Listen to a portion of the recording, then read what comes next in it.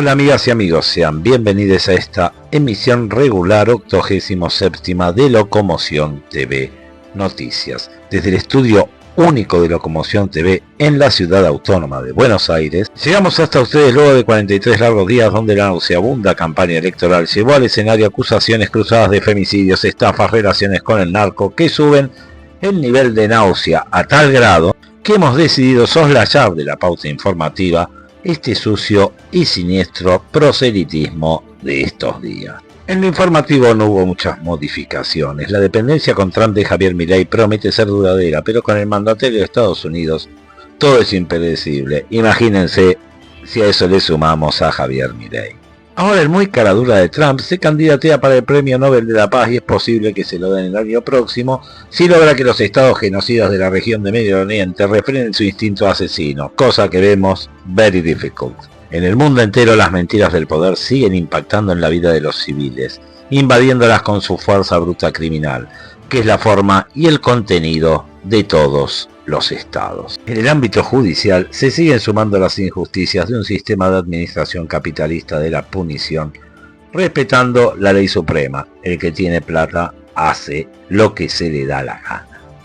Desde la derrota electoral del 7 de septiembre, el gobierno de Milei ha caído en una espiral de malas noticias que pone en duda, para quienes no lo tenían claro, las patas cortas de sus planteos conservadores presentados como grandes novedades. ¡Vamos a los informes! El presidente Milei presentó el Presupuesto Nacional 2026 en cadena nacional. Tras la derrota electoral, la debacle del dólar casi con motor fuera de banda y en una crisis de credibilidad, fruto de que sus fantasías no se condicen con los padecimientos de la gente, el presidente de la nación, Javier Milei, salió en cadena nacional para presentar su propuesta de presupuesto 2026. Decir no dijo mucho, salvo aprovechar para machacar con el equilibrio fiscal, plantearnos que vivimos en el mejor de los mundos y repuso a Onganía planteándose reformas a 30 años, que sería la época en que veríamos los frutos, al tiempo que aseguraba que lo peor ya pasó.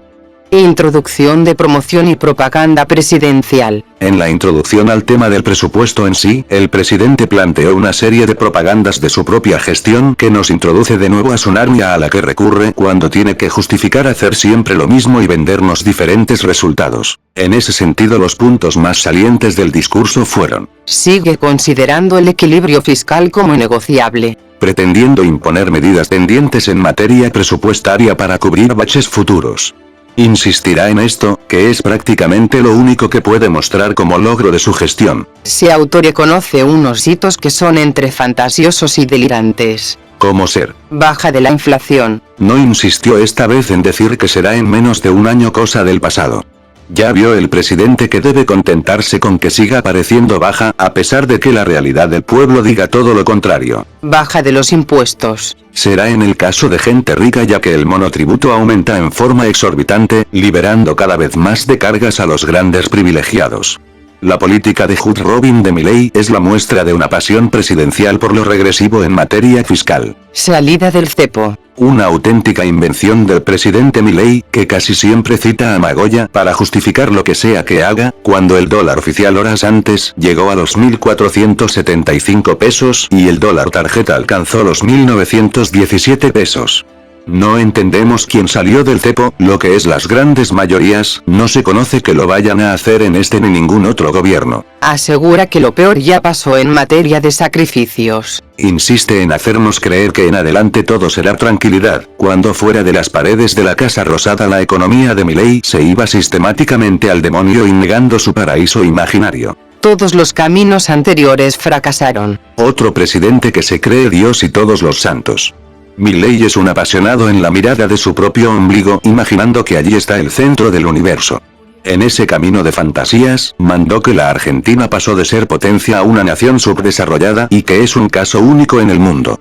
El imaginario histórico de nuestro primer mandatario es ilimitado. Las bases que el presidente destaca del presupuesto 2026. El presidente, ya cansado de insistir en que veamos Narnia, se refirió al tema de proyecto de presupuesto 2026, destacando varios puntos salientes del mismo. Omnipresencia del superávit fiscal. El presidente pone como eje central el superávit fiscal o en el peor de los casos el equilibrio fiscal. 4,8 billones de pesos para las universidades nacionales. Mostrando o queriendo mostrar sensibilidad ante un tema que la población ya se va dando cuenta le es hostil al gobierno y se lo hace sentir. Aumenta algunos gastos. Jubilaciones un 5%, salud un 17%, educación un 8% y demás etcétera, como quien dice entender que metió la pata antes un poquito y así poder exhibirse como sensibles socialmente, que no lo son. El 85% del presupuesto irá a salud, educación y jubilaciones. Insistió de esta manera en la inversión del gobierno en lo que da en llamar capital humano. Los sueños del presidente exteriorizados en la cadena nacional. Ya dicho lo que tenía que plantear, aprovechó el tiempo de comunicación para exteriorizar sus sueños sobre cómo imagina que serán las cosas en el futuro cercano y remoto. La Argentina tendrá un crecimiento de base en su economía del 5%. Siguiendo con sus citas a Cadorna, auguró que las tasas de crecimiento pueden llegar al 8%. En 30 años la Argentina estará en el podio de las potencias mundiales. El presidente se copó diciendo que el país irá evolucionando y que en 3 décadas el país será una de las potencias mundiales hegemónicas y todo siguiendo su plan que no parece estar ni en camino a nada de eso. El Estado prestará al sector privado para que haga obra pública. Supone que gracias a su propia gestión los privados harán obras públicas de infraestructura de motu propio, siendo esta plegaria o sueño utópico una auténtica quimera que, como todo lo que intenta, solamente interesa engrosar la caja de los que menos necesitan.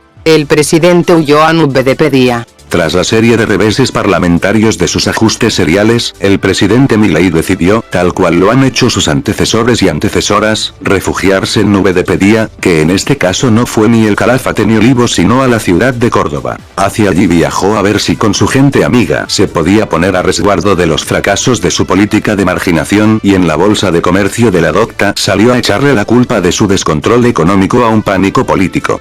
Ni Milei puede creerse lo que dijo, pero algo tenía que decir cuando todo le sale mal y su gestión hace agua en todos los frentes. Pero no nos crean a nosotros, escuchen al primer mandatario y sus inseguridades en acción. Vamos a las imágenes. Donde frente al pánico político que se está espiralizando en el mercado y generando una descoordinación enorme en términos de riesgo país, un país que tiene déficit cero, o sea, uno de los 5 países del mundo que tiene déficit cero, que llevó la relación deuda-producto de niveles cercanos al 100 al 44 y que cuando miramos la deuda con el mercado está en torno al 25%. Digamos, y aún pasa esto, o sea, imagínense con un déficit fiscal de 7 puntos del PBI.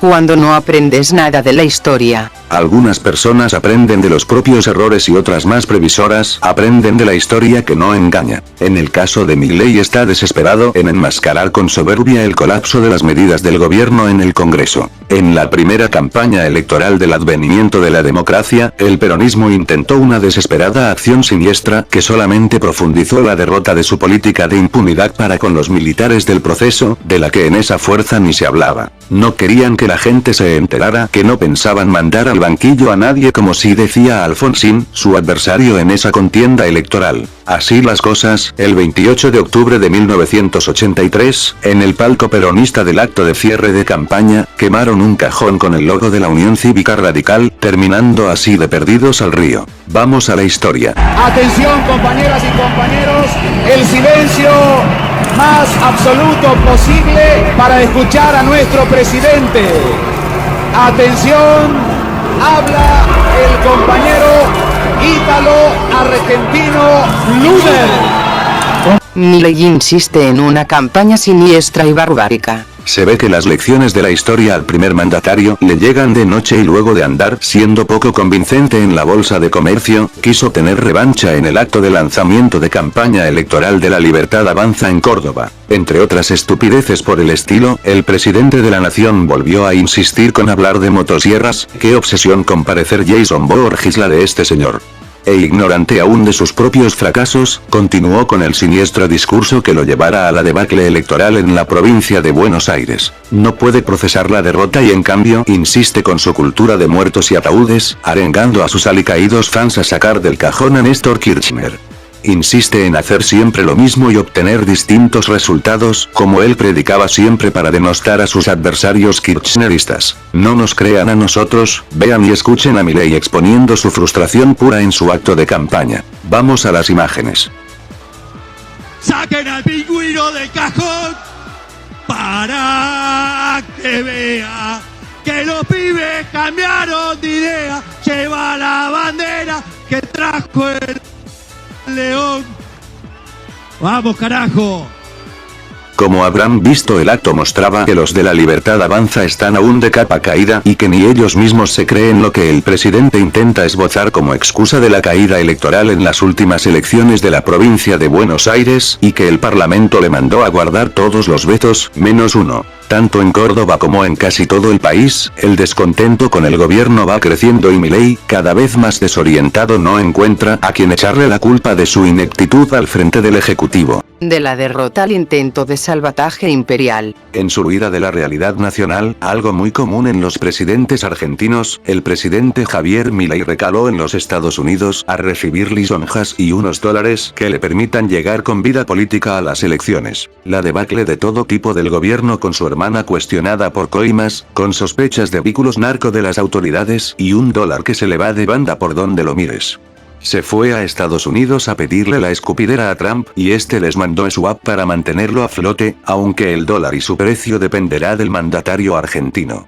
Obviamente, como históricamente es, el intento del gobierno de bajar el dólar terminará en una imparable devaluación, corridas de precios y valores, con especuladores ricos y con gobernantes cobrando sus pornográficas jubilaciones de privilegio actualizadas. No somos adivinos, así funciona siempre y los hechos que reseñamos nos dan la razón de nuevo. Trump se juega a fondo por el modelo de Milei, pero creemos que su aporte en pirotecnia verbal y su entusiasmo al hablar de más terminarán calmando el ego de Milei, pero dejando a su gobierno sin apoyo parlamentario alguno. La boca floja del presidente de los Estados Unidos lo expone a un sincericidio pronto, al menos para el gusto del electorado argentino. Hackeado por escándalos y para colmo, expert. Hacia fin de mes los salvatajes prometidos no habían llegado y Milei incorporaba a su acervo de catástrofes el escándalo de Expert y su relación con el acusado de ser narcotraficante Federico Fred Machado.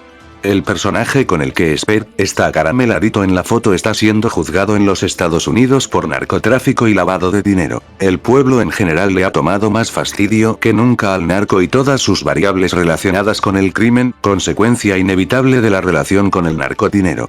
El triple femicidio de La Matanza ayudó a acrecentar ese fastidio y la idea que mayoritariamente compartimos con el pueblo, esa de si quieren estar tranquilos, déjenos vivir en paz o más o menos. La insistencia de Milei, que no puede alegar desconocer esta relación, en llevarlo como primer candidato en la provincia, le dejó el campo orégano a la oposición, que pudo mostrar sin que haya mucho que intuir que Expert tiene claras conexiones de amistad con narcos. A los pocos días el candidato renunció, poniendo en su lugar el presidente, al referente del PRO, Diego Santilli. Esta cuestión suscitó una serie de escándalos con las boletas y hasta la propaganda, todos tipos de reclamos groseros, hasta cómo deben anunciarse los datos oficiales. Todos trastornos que para el peronismo y el trotskismo, que juntitos se los ve siempre, fueron fuente de nuevos escándalos, han terminado de vaciar un debate carente de ideas, con candidatos que no tienen trayectorias sino prontuarios, todos incluidos. Volviendo a Trump, se sintió como Bayer luego de comprar Monsanto, o los alemanes luego de comprarle la planta nuclear a Monty Burns. Creemos que Milei lo ha envuelto en su pesadilla y el mandatario estadounidense no sabe cómo salir. Desesperado e ineficaz control de daños del gobierno. Como es su costumbre de no reconocer cuando la realidad les pateó el upite, desde el gobierno ensayaron con decir que está sospechado y renunció igual, que sus candidatos no usan tobilleras, que todos los demás son peores y destituyentes y toda la sarta de sandeces que acostumbran responder en casos como este. Nada nuevo en el nauseabundo clima electoral, solamente más de lo mismo, gobierno tras gobierno. Obviamente y como era de esperar, ensayaron la estigmatización del otro, el grado argumental más débil del poder. Desempolvaron las fotos de Cristina con cuánto narco condenado se hizo. Hicieron todo del manual cuando una gran política no puede sostener que su candidato es inocente. Ninguna voz de la libertad avanza se animó a incursionar por ese flanco. Y es porque el flanco es débil, como débil es toda justificación de Spert y sus amistades en el crimen organizado. Todo al SWAT, todo Trump. En lo fundamental, salvo el cacareo electoral, no hay mucho que decir. Lo preocupante es la poco feliz respuesta que tiene siempre el gobierno cuando no le gusta quedar pegado tan de mala manera a la casta que dice combatir y la que solamente enriquece cada día más. Un gobierno que ya no solamente depende de los Estados Unidos, sino de sus dólares de swap para ver si puede revertir el funesto escenario que los involucra en escándalos sin precedentes para gente que tiene tan poco tiempo en el poder. El Cryptogate, el escándalo del 3%, la relación de Spert con el narco y todas las barbaridades y atrocidades cometidas en estos tiempos contra los más humildes, que son muchísimos, no le deparan un futuro feliz, sino una derrota parlamentaria que terminará de ahogar su ánimo de reformas que llevan siempre a mismo esquema de ganadores y perdedores de siempre. Suponen que con el compromiso de Trump la cosa cambiará y volverán a la heroica senda imaginaria que los llevará al bronce. Imaginan eso y con eso, por ahora, resisten. El mundo no le está pasando bien para nada. Una paz ficticia creada entre Israel y Hamas en Medio Oriente, signada por el menos confiable de los gobernantes del planeta, el presidente de los Estados Unidos, Donald Trump. ¿Le alcanzará para ganarse el Nobel? Si las pulsiones homicidas de los estados del Medio Oriente pudieran refrenarse por un año, eso sería muy posible. Este año se lo dieron a María Corina Machado, anteriormente se lo dieron a Obama, y a esta altura no entendemos cómo Charlie Manson no se ha ganado semejante galardón. El 10 de septiembre una bala de altísima precisión alcanzó al supremacista blanco Charlie Kirk, acabando con su vida en otro de sus mítines de odio racial y homofobia. Los consejos de siempre: la violencia lleva aparejada más violencias, venganzas y demás bajezas humanas a las que la víctima, en este caso, no era para nada ajena. ¡Vamos al informe! Matan al supremacista Charlie Kirk. El que siembra odios puede cosechar la muerte. En la tarde del 10 de septiembre el supremacista blanco, Charlie Kirk, fue abatido por un tirador que aún se desconoce mientras estaba respondiendo preguntas de la fanaticada de ultraderecha en la Universidad del Valle de Utah, que disfrutaba de las barbaridades que estos personajes pueden soltar a diario. Es más, al momento de su muerte Kirk ensayaba unas cínicas respuestas sobre las minorías y los tiroteos masivos, que hacían que la multitud delirara de odio. Iba por una respuesta más cínica aún, pero el tirador no permitió que la conociéramos, ya que en ese momento una bala destrozó su cuello y acabó con su vida. Así como llegó a la fama, así como salió de este plano, catapultado por otro profeta del odio, seguramente. El auditorio ultra temblaba de miedo los segundos después de la muerte de Kirk, como siempre la ultra que celebra matanzas de pueblos y cuando un poquito de ese arsenal que ellos apoyan se vuelve en su contra no saben qué hacer. Se suponen infalibles, se ríen de las minorías a las que combaten, saben solamente disparar a indefensos y cuando por un segundo se encuentran en la situación inversa, la desesperación los invade y su individualismo hace que el cuerpo de Kirk quede solamente en brazos de un guardaespaldas. Profetizar la violencia es el camino de encuentro con la muerte. Sobre el atentado en el que muriera el supremacista y violento de Charlie Kirk, antes que nada, vamos a decir que quien siembra violencia cosecha en abundancia de ese odio y en casos como el que tratamos, a veces en un solo acto.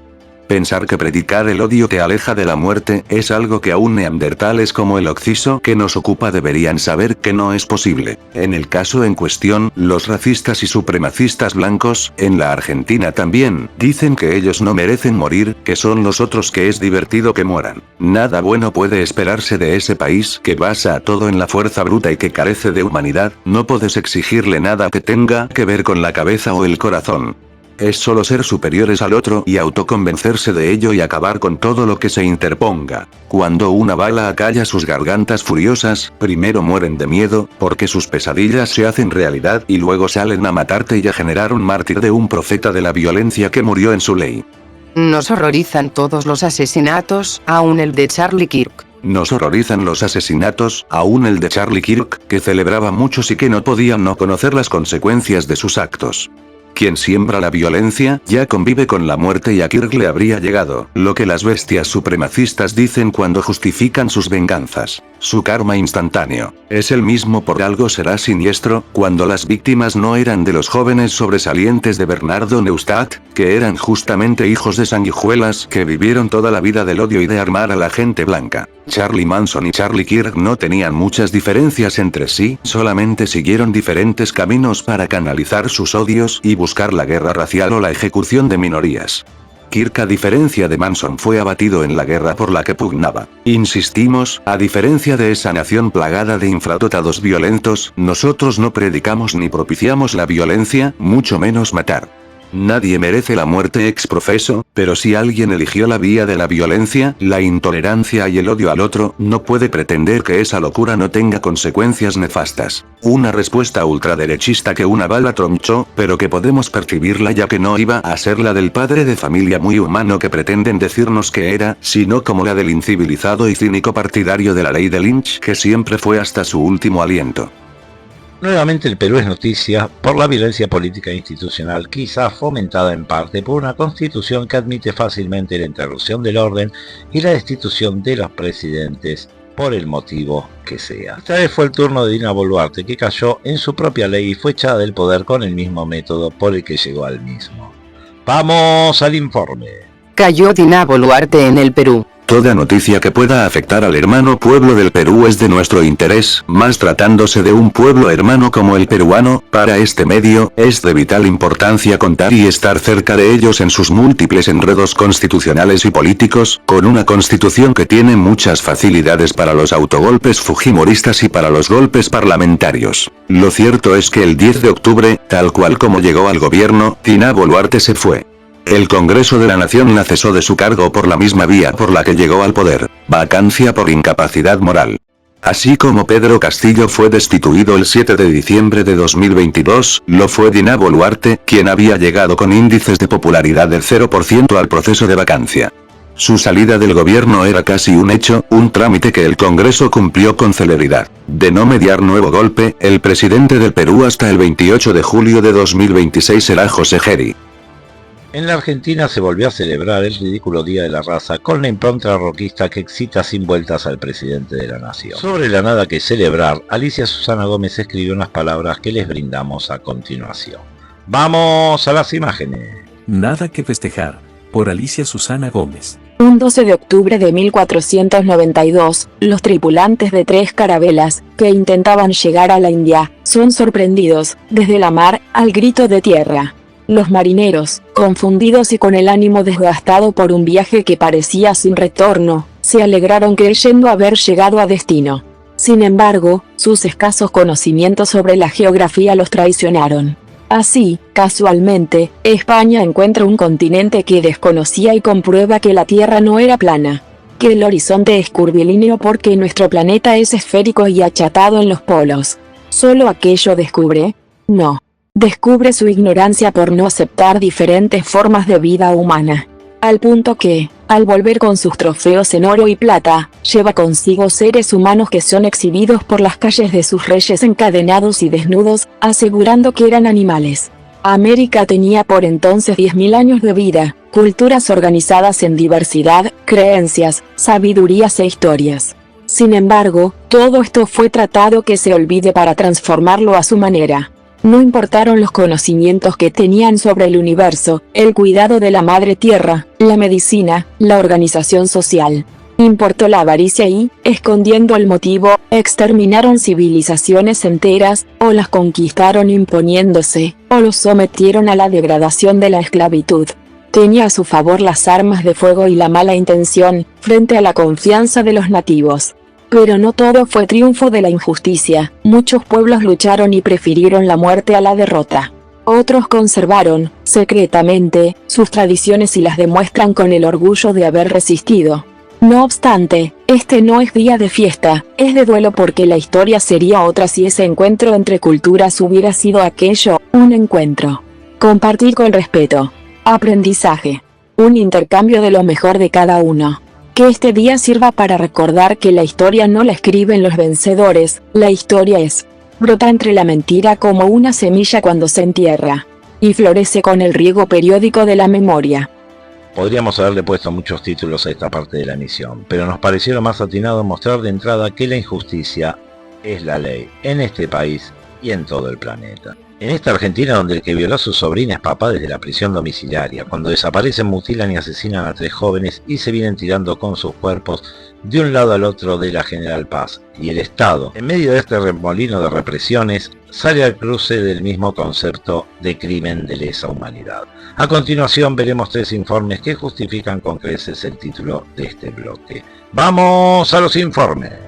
Only en Argentina, el violador será papá. Cuando pensábamos que este caso no podía tener ribetes más morbosos, Alperovich parece carecer de límites a la hora de mentir, y en eso podemos marcar 3 hitos recientes de miles de este mitómano profesional que sigue negando haber violado a su sobrina. 1. Presentar una familia unida y apenada por la injusticia que cometían con él durante el juicio, y luego apareció que era pareja de la mediática Marianela Mire. 2. Pidió la domiciliaria por sufrir EPOC y apareció fumando en su comodísimo encierro en Puerto Madero, otorgado por el juez cristinista Juan Ramos Padilla, garante supremo, una lujosa condena para un abusador de la peor calaña. 3. El señorito peronista recibió el favor de pasar su prisión en el lugar donde violó a su sobrina y que ahora será la base de una familia, ya que como en ningún país del mundo, en la Argentina de los jueces peronistas, los violadores pueden ser papás y hacer tratamientos para hacerlo. Alperovich se sigue riendo de todos y todas, como haciéndote saber que si tu abusador es poronga y peronista no te va a convenir mucho quejarte. El violador del palo nunca será abandonado, ni por sus cómplices de años de bonanza, ni por sus jueces, todos serviciales y peronistas. Justicia ya por Brenda, Lara y Morena.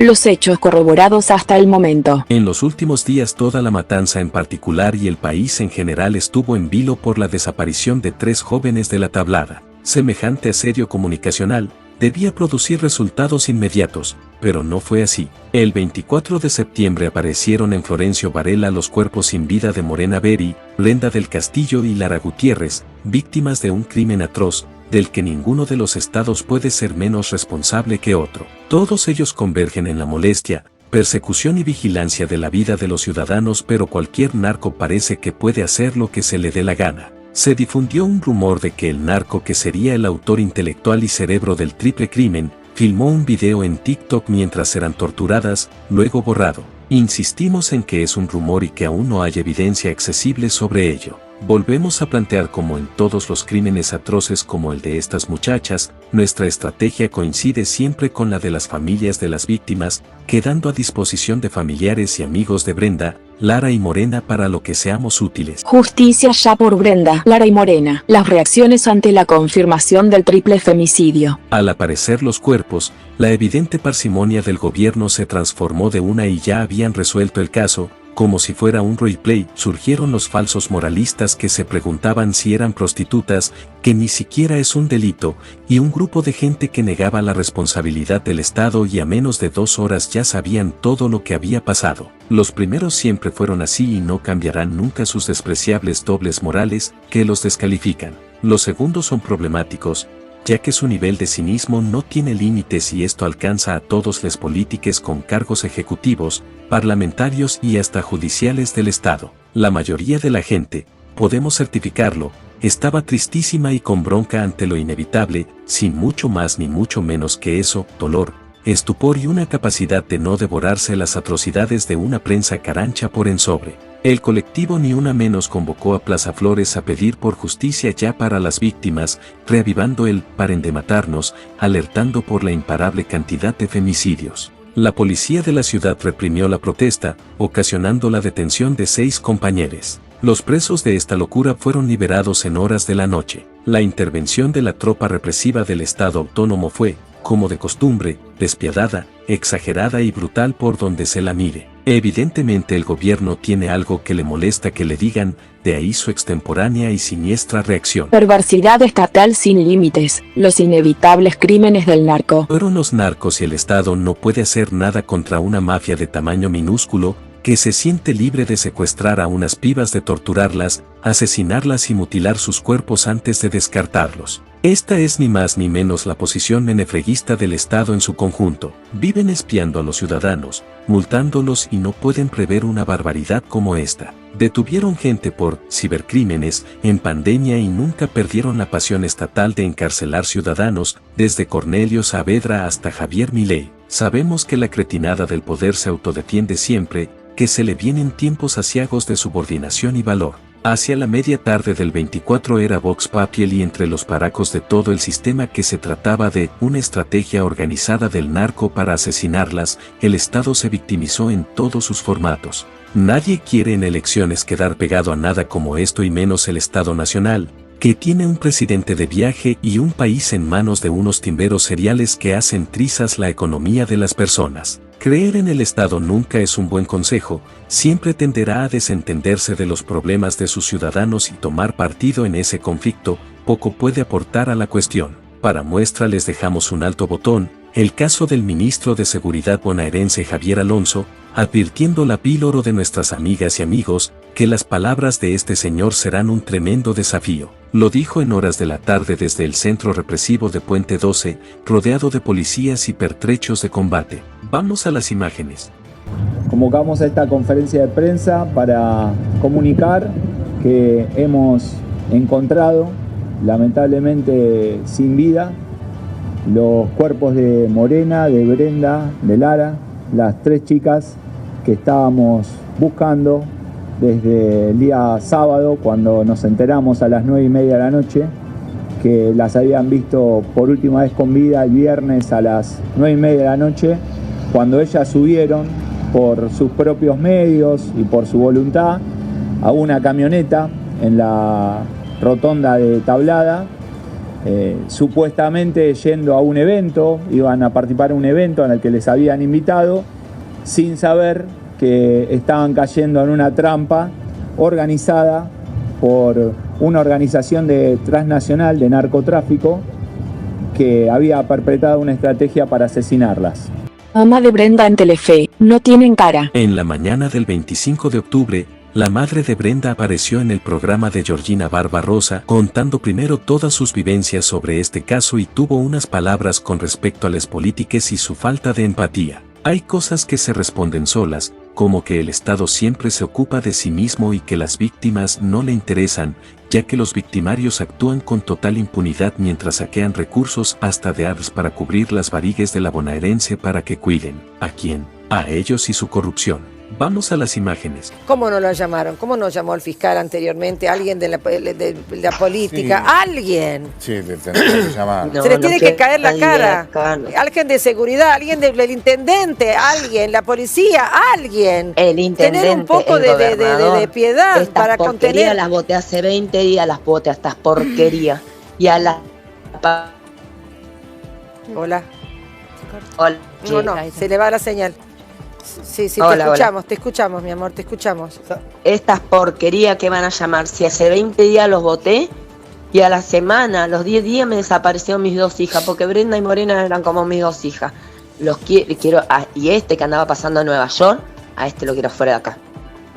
Porque también nos llamó y se nos ofreció el doctor Herrera, o sea, el abogado del presidente de la nación.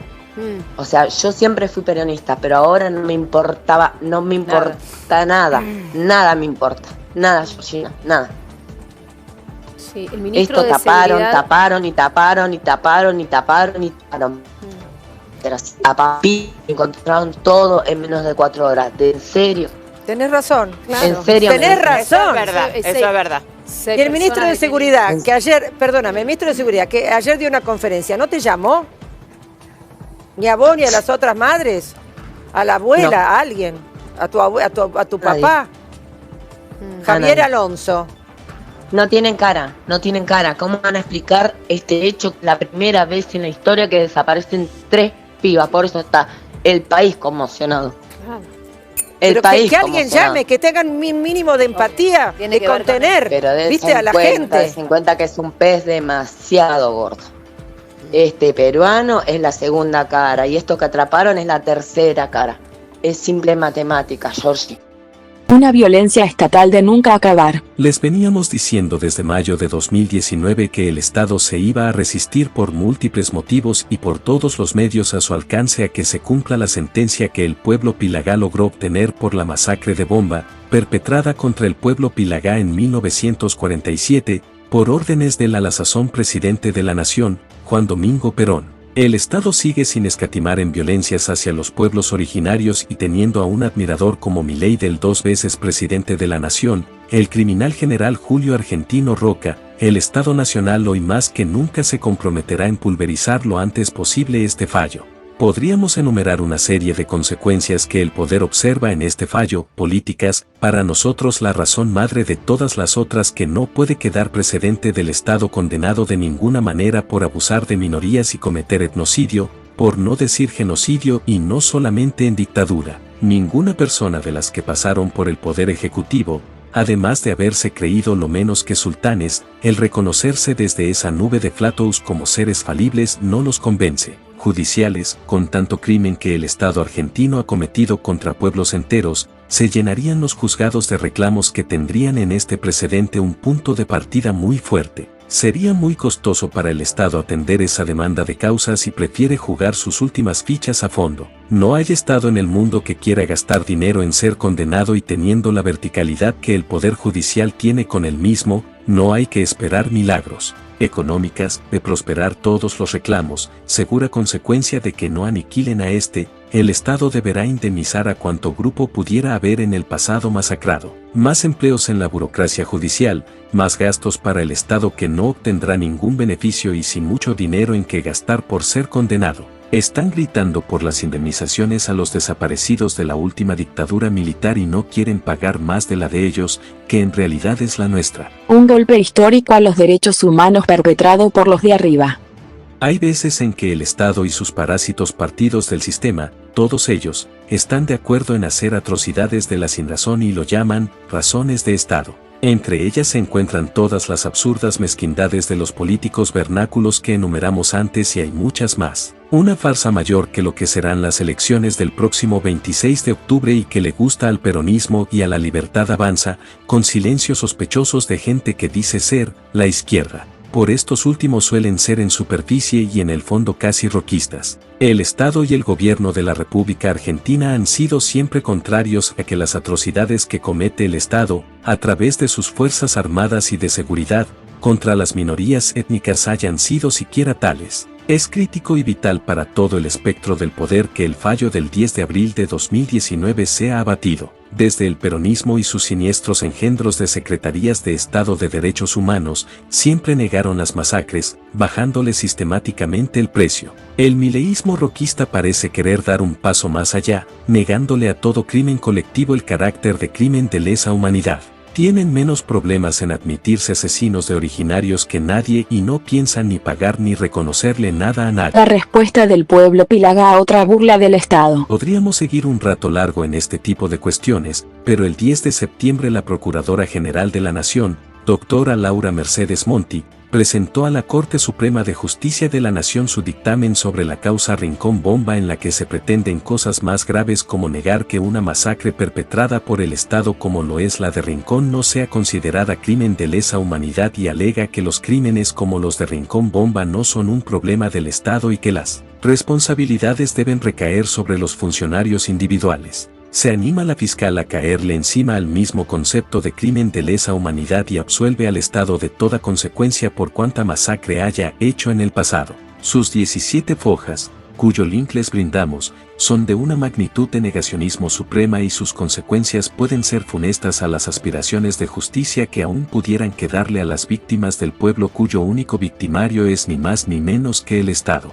La Procuración y su dictamen deberían prepararnos para que la Corte se tome de él para solaz del Estado que se ahorra decirle que se joroben a todas sus víctimas pasadas, presentes y futuras. La respuesta del pueblo pilagá a otra burla del Estado. La Federación de Comunidades Indígenas del Pueblo Pilagá obviamente ha puesto, con todo el derecho del mundo, el grito en el cielo. Emitieron un comunicado para referirse al particular que es más que clarificador. El Estado sigue siendo victimario de los Pilagá en particular, sus acciones no indican otra cosa que ello. A continuación se dará lectura del comunicado. La Federación de Comunidades Indígenas del Pueblo Pilagá de la provincia de Formosa, a través de este comunicado quiere manifestar su preocupación y repudio por el contenido del dictamen de la Procuración General de la Nación respecto del juicio llamado Masacre de Rincón Bomba.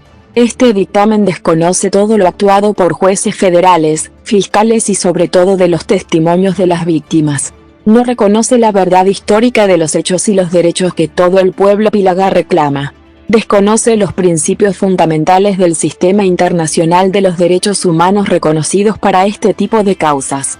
En el año 2019 tuvimos una sentencia dictada por el juez de Formosa Dr. Carabajal, que reconocía los hechos ocurridos y a su vez impuso al Estado reparación de tipo económico y simbólicas. Sin embargo, esto era insuficiente, además de lo esperable, la apelación del Estado Nacional. En el año 2020 tuvimos una nueva sentencia, esta vez dictado por la Cámara Federal de Resistencia, en donde reconoce que el Estado Nacional llevó adelante un genocidio. Vamos a defender y repetir hasta el cansancio que lo ocurrido en el año 1947 fue un genocidio perpetrado contra el pueblo Pilagá. Ahora el expediente se encuentra en el máximo tribunal del Estado, la Corte Suprema de Justicia de la Nación, a la espera de una sentencia justa, equitativa y no discriminatoria. Próximos a cumplirse 78 años de la masacre, seguimos exigiendo justicia. Suscribimos al 100% con lo expresado por la Federación y seguiremos informando las novedades que vayan surgiendo sobre el particular. Hasta aquí llegamos con la emisión regular 87ª de Locomoción TV Noticias, la que esperamos haya sido de vuestro agrado. Sin otro particular, será hasta la próxima, amigas y amigos.